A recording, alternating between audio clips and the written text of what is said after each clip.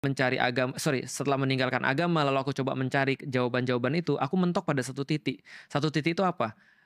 Kita nggak bisa ngelawan sistem. Itu masalahnya tuh. Jadi sistem ini terlalu berat.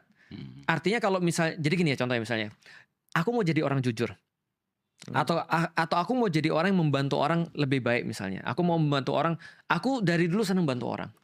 Ketika ada orang yang putus sekolah, aku merasa iba. Meskipun aku nggak bisa bantu dia secara langsung, minimal aku akan hibur dia. Atau ketika aku ngelihat ada orang nggak bisa makan, aku tuh sedih ketika ada orang nggak bisa makan. Tapi aku tahu ketika aku berpikir terus menerus, sampai pada satu titik kita itu tidak akan pernah bisa melakukan apa-apa karena kita selalu kalah melawan dengan sistem.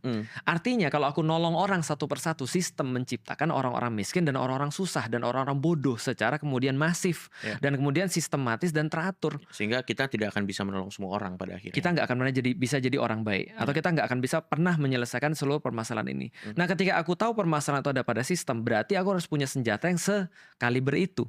Gitu maksudnya. Nah, ketika harus punya sesuatu yang bisa merombak sistemnya. Dikomparasikan dengan betul. sistem ya. Dikomparasikan. Maka ketika aku komparasikan berarti setidaknya yang secara teoritis yang bisa menjadi lawan imbang sistem yang sekarang. Ya kalau nggak sosialis ya berarti kan Islam. Ya nggak sih? Ya kan nggak ada pilihan lain kan selain itu kan ya. Kita mau pakai sistem apa lagi? Mau pakai sistem hybrid kan nggak ada waktu itu. Nah, karena waktu itu kemudian aku ditawarkan pada dua pilihan itu, akhirnya aku melihat adanya lawan yang imbang itu pada Islam. Waktu itu sudah beragama tapi belum. Belum. Justru lebih tertarik ideologikalnya dulu, politikalnya dulu, daripada ritual. Ritual segala macamnya menyusul ya pada saat aku bahkan nggak suka dengan ritual. Jadi waktu itu aku ingat banget percakapanku pertama dengan temanku namanya Samsul.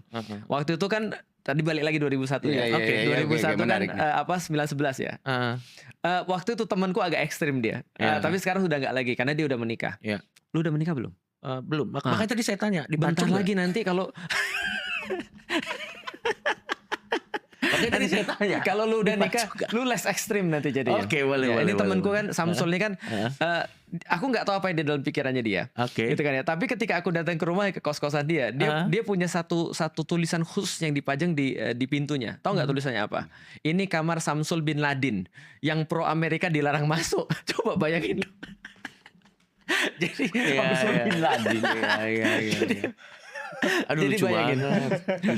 Tapi itu tidak menjadikan dia berpihak pada Bin Laden sebenarnya. Cuma dia berpihak pada Islamofobia yang pada saat itu dimunculkan oleh gerakan itu. Dan pada saat itu mungkin salah satu lambang perlawanannya ya beli. Nah, jadi lebih kepada simbol sih. Aku rasa dia juga nggak tahu Bin Laden tuh kayak apa dan seperti apa.